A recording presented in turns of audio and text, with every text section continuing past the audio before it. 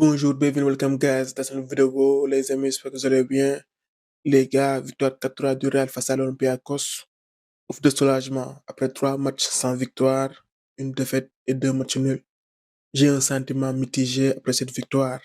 Heureux de retrouver les 3 points et de voir Mbappé claquer un quadruplé et Vini briller avec lui. De l'autre côté, les 3 buts encaissés nous rappellent que l'équipe ne va pas bien. Dans cette rencontre, on a vu un Real à plusieurs visages. Parfois un Real qui nous a régalé, parfois un Real fébrile.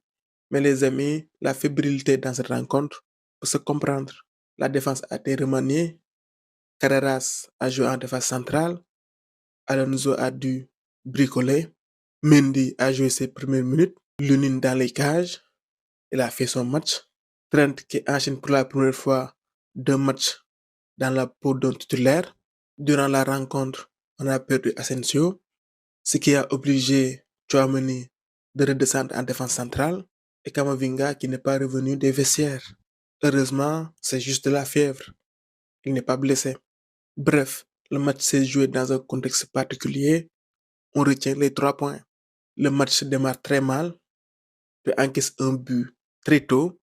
Tu joues à l'extérieur dans un stade bouillant. Tu as une défense remaniée. Tu es dans une période de doute. Tous les ingrédients étaient réunis pour vivre une soirée cauchemardesque.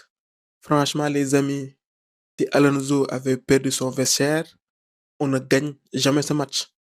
Après la rencontre, Alonso a fait part en conférence de presse d'une discussion constructive qu'il a eue avec ses joueurs avant le match ou dans la semaine. L'accolade entre Vini et lui à la fin du match montre qu'il s'est passé quelque chose. Alors je vais parler quand même des points positifs. Mbappé a mis un quadruplé et Vini a fait 2 passes décisives. Ce match me conforte dans l'idée que Vini et Mbappé sont compatibles quand ils le veulent. Et le quand ils le veulent est important. Certes, les deux joueurs préfèrent commencer leur action à gauche, mais quand on regarde le sens de leur jeu, ils se complètent. Vini est dans la percussion, dans le déséquilibre. Mbappé a lui le but dans le sang. C'est un mec qui te garantit 40 buts par saison. On lui reproche souvent de ne pas se comporter comme un véritable numéro 9, mais là dans ce match, il a marqué 4 buts de vrai numéro 9. 2 buts sur des appels dans le dos de la défense. Il n'a pas demandé le ballon dans les pieds. Et 2 buts dans la surface. Le centre d'Arda Güler et la passe en retrait de Vini. Ce que j'ai aimé en attaque, c'est que les positions n'étaient pas figées. Ils ont permuté, j'aime le désordre organisé. Ça te rend imprévisible.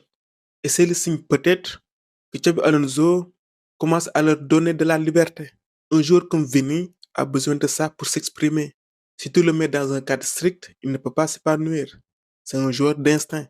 J'ai beaucoup aimé aussi le match de Kamavinga, même s'il n'a fait qu'une mi-temps. Il nous a sorti un match de patron. Arda a été irrégulier dans cette rencontre. Il a alterné entre le bon et le moins bon. Par moments, il a fait quelques mauvais choix. Il a une action où Vini lui fait la passe en retrait. Il peut finir, mais il a décidé de faire la passe à Mbappé. Tchouaméni apporte la stabilité. C'est un taulier et en fait de match, il a été essentiel. Il a sauvé pas mal de situations chaudes. J'ai aussi aimé le match de Mendy. Son retour coïncide avec le très beau match de Vini. Est-ce lié? On sait que les deux joueurs se comprennent. Ou alors, peut-être que c'est le cadre général. Je vais terminer sur Alonso. Il doit trouver son milieu et avoir une structure défensive solide. Devant, il faut laisser les joueurs s'exprimer. Tu as un mec capable de te mettre 40 buts par saison et un autre capable de déstabiliser n'importe quelle défense. C'est terre à terre, mais Madrid a toujours fonctionné comme ça. Beaucoup fantasment aujourd'hui sur les équipes hyper tactiques. C'est à la mode où le coach contrôle tout. J'exagère un peu, mais vous comprenez l'idée. Madrid a toujours laissé de la liberté à ses joueurs offensifs. C'est pourquoi on a besoin de joueurs avec de la personnalité. Madrid est meilleur dans le chaos organisé, défense solide, attaque libérée. C'est pourquoi beaucoup n'arrivent pas à expliquer nos succès. On bat parfois des équipes qui ont un meilleur football tactique, entre guillemets, avec des circuits bien huilés, des circuits préférentiels, et nous, on marque entre guillemets des buts qui viennent de nulle part.